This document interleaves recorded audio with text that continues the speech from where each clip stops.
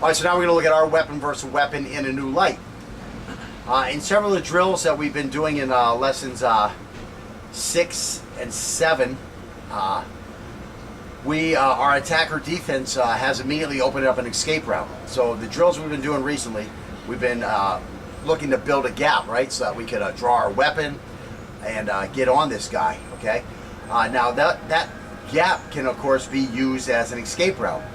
This point should not be overlooked in cases where we have a knife also. Since this lesson's empty hand concepts were converted from the knife concepts in lesson 4 and 5, they can easily be converted back to the knife concepts with modifications that open escape routes rather than ending with a finishing technique. One of the best ways to start this is to do the same thing with a knife in your hand and attempt to get in a slash at the neck or thrust of the upper thigh as you pass the threat in an attempt to escape. The thrust to the upper thigh would be especially useful if the threat is our drunken uncle or an out-of-control offspring. So I know I talk a lot about, mechanical cuts suck, okay? Well, that's in the beginning. I'm trying to teach you how to defend yourself against a lethal threat. Well, now, if you've been doing all the drills, you've acquired some skills. I mean, just looking at Scotty's old video and his video now, you can see how much he's progressed along the way.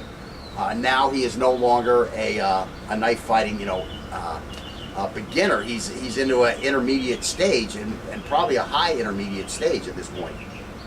So now he has more skills.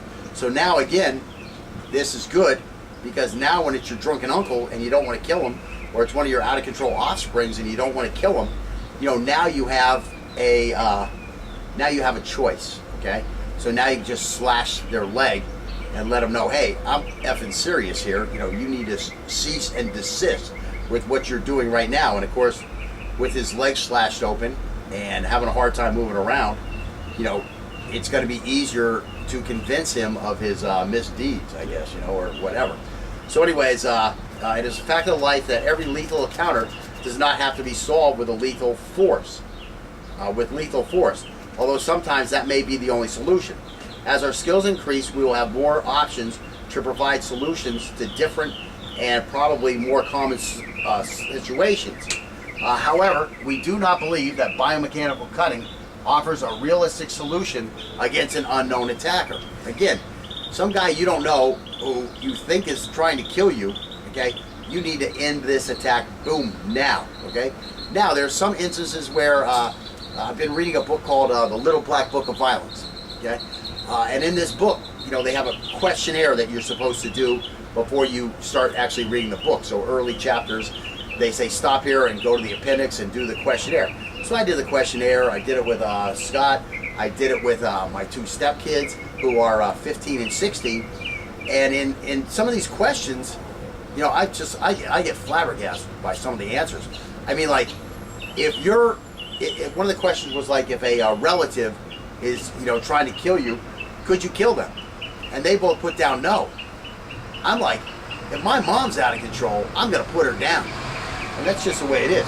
If we're playing poker and she's playing with her rent money, I'm gonna take her rent money. I mean, that's the way I am. I play for real. And so, then I'm gonna tell her, okay, Ma, let this be a lesson to you, stop gambling. Stop your freaking, degenerate gambling ways. Even though my mom don't gamble. Right. They're from the Bible Belt, and they probably think I'm a sinner, in the business that I'm in. So anyways, whatever. So, you may not want to kill this person in front of you. And it's nice to have another tool in your bag. Now the problem here's the problem, is you and me now, some guy comes in the parking lot, pulls a knife on us, doesn't know that we already had our knife out, and he makes a lunge at us because we say something smart to him because we're not, in the mood for his ass. Yeah. And now he's lunging at us, and now we, double tap the wrist and whip one across his carotid, and he starts doing the funky chicken dance. Well, if they know that you took this course, they're going to be like, didn't you have another option? We looked at the text, and we saw the end of lesson 7, where you had less than lethal options. Why did you kill my client? You're in a potential danger zone there, okay? Again, how do you solve that thing? You solve the way police do it nowadays, is you say, I was overwhelmed by fear of losing my life, and I just wanted to stop this guy as quick as possible. And I knew because I'm, you know, an educated knife guy, that the leg cut won't necessarily stop him. Yeah. So that's why I went for the throat. Okay, so you still have that option. Now, what's the other thing they talk about in this Little Black Book of Violence is, you know, you're going to have to live with that decision the rest of your life, knowing that I probably could have just double tapped him, pushed him off, and ran away, but instead I took his life. So now you got to boo-hoo all night long, you know. So it all depends on who you are. You know, if you're a dysfunctional enough, if you're borderline sociopath enough, you're not going to be, you know, you're not going to be troubled by these minor details. You know, this is just going to be something that you're going to be able to, you know, it's just one guy's life, boast about, and, you know, putting in your tool bag for picking up chicks. You know. So, anyways, I digress on this sick motherfucker. But anyways, those are your choices. Okay, I'm not telling you which one to do. I'm telling you that you can do the one that you think will most capably in the threat that you'll be able to live with in the future. Because I really don't want to call from your psychiatrist with your bill, you know, because you killed somebody, and you know these are all your decisions. I can't tell you what to do. I can just say, here's the tools. Think about what you're doing and apply them in a way that you're going to be able to A, survive, and B, live with later on. I hate to see you hung yourself because you killed a guy with a knife who was trying to rob you. You know what I'm saying? Why didn't you just let him rob you in the first place? And then you could have just cried yourself a night about being a pussy. Yeah, it's a traumatic experience. Instead of killing yourself over a traumatic experience. The more traumatic experience. Then you're scared of everybody that walks up. Then you're scared of everybody. Oh my gosh, I'm going to have to kill this guy. Then I'm going to cry more at night. Then I'm going to have to get more. What pills do they give people nowadays? Xanax. I'm going to have to take more Xanax. I got all kinds of problems. His family's suing me. I'm just going to end it. I can't take it anymore. In the video! Alright, another digression, rambling. So anyways, ladies at work. Up there in Michigan, I think it was. And she's getting ready to close up shop. She works with some cheap-ass guy who didn't bother to put security cameras in the gas station. It's a gas station that closed at midnight, something like that. And the guy doesn't have security cameras there. It's getting ready to rain. I gotta make this quick. So anyways, the lady's getting ready to clean up. You know, everything is set up like she's getting ready to go home when they come to the crime scene, except there's nobody there. Okay, so obviously it's like late at night. She's getting ready to clean up because she got her little cleaning supplies that she cleans the counters off with. They're sitting there. Her purse is over here. Her cell phone is here. You know, that type of stuff. And all of a sudden, somebody comes in the store, and that's all they see. There's nobody there. So earlier, somebody said they had drove by and they saw a lady and the guy walking out towards a gray van. Just a regular, you know, like a Dodge, you know, van, family type van, like that type of stuff. That was the last anybody's seen from her. So obviously this guy was like one of these Ted Bundy skills. He goes in there and gives some sad ass story where he needs some help over by his car. She goes walking out to the car and stun guns her, maces her, just overpowers her, has a buddy sneak up behind and grab her, whatever. She's in this van and she's gone. I mean, this is the book, The Collector. If anybody's ever read that book, this is the Collector stuff. I mean, you know, this girl is definitely in a dungeon. Where did this come up from? I have what used to be like a septic tank here, and he's like, oh yeah, it could have been a dungeon. And then it made me think about this. But if this chick had a knife on her, if she'd have had a knife, just, I mean, a small folding blade, 3-inch blade, this stuff starts happening to her, and she gets her way out. Except for the stun gun. The stun gun would have been tough. Stun gun, boom, she drops down. But again, what could she use? I mean, taking a course like this, where you start thinking about what could happen to me. Where do I have to keep my eyes on this guy? Yeah. You know, this type of stuff is all awareness. I'm going to walk behind you. If this chick had any of those skills, she's at home with her baby right now. You know what I'm saying? But instead, where's she at? I don't even want to think. You can look on the internet and get some ideas about what's happening to her. Yeah, I mean, that Japanese tied up stuff, you know, it's just, you know. Not that I've ever looked at it. Not that I've ever looked at any of this stuff. You know, everything to me is funny. That's one thing I want to say. Everything in life is funny to me. Unless some shit happens to me. Then it's not funny. But everything else is funny. And after shit happens to me, it's funny later. Like when I get blown up or shot or cut. It's all funny later. But anyways, yeah, like he's saying, this is some serious shit right now because she's still missing. she's got a problem. It's a huge problem. But again, you know, little things.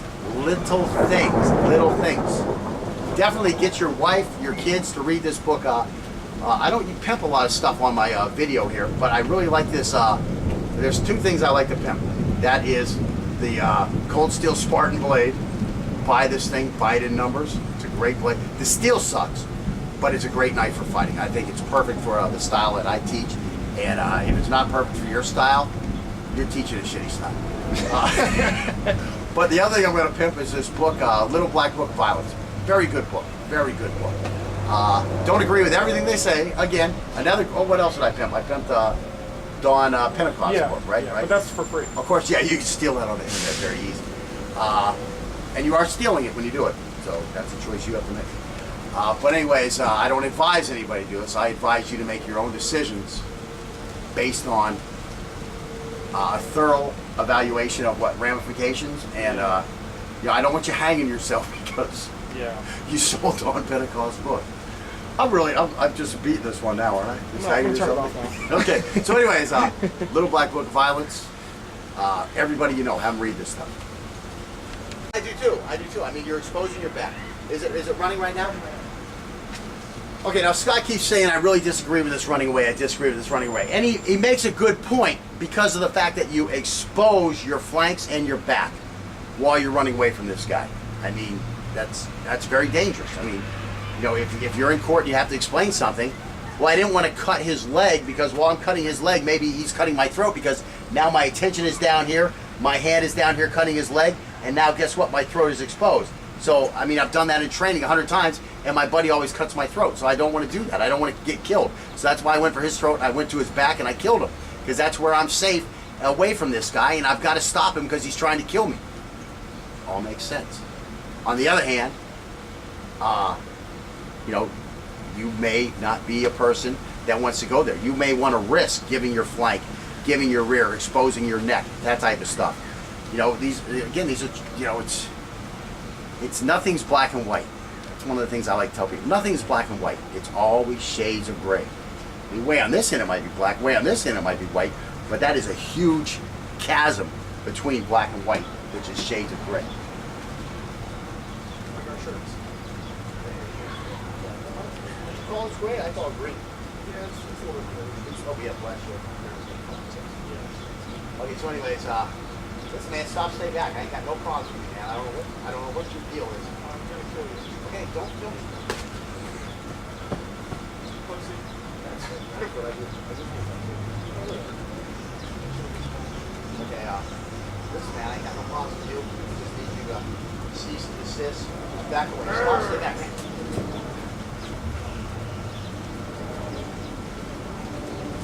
And again, that time I fanned on the initial, but I touched him a little bit with the second one here on the arm.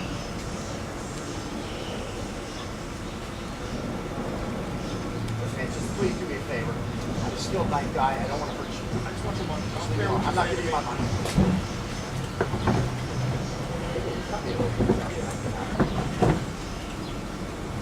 Yeah.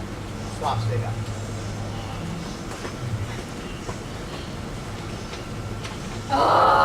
Door. There's a key in it. Stop, stay back. Just leave me alone. Johnny. Walk off of that and remember you're running for that fence over there. Give me the money, bitch boy.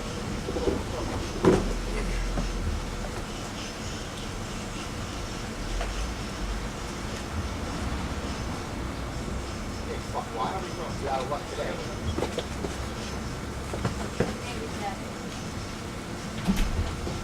Is there a whole lot more? Give me one more.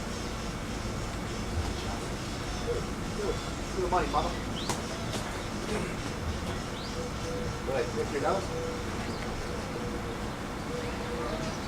That's tough angle for you. Right, that's what I'm saying. It was a tough angle because you walked there. Give me the money.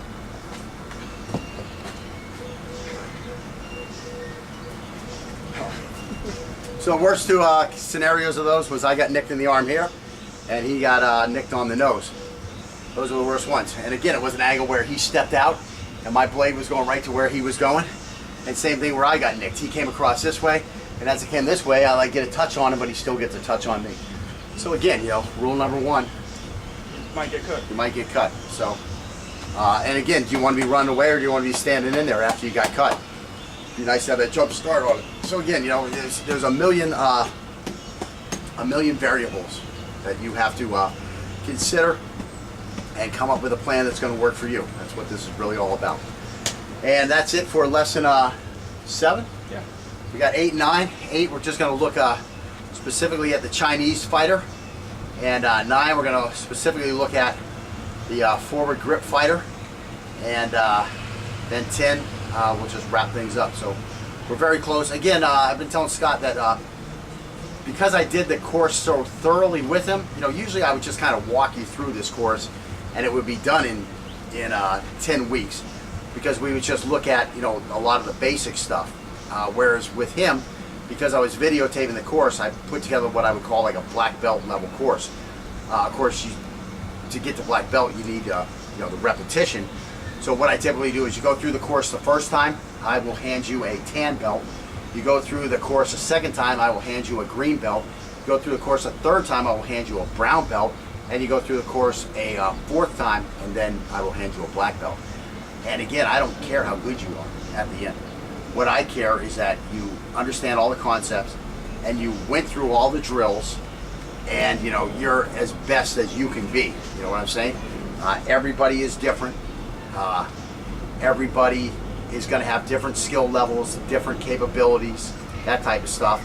And what I'm really worried about are you as good as you can be? Well, then you should be a black belt. I mean, you put in the work. You earned it. Okay.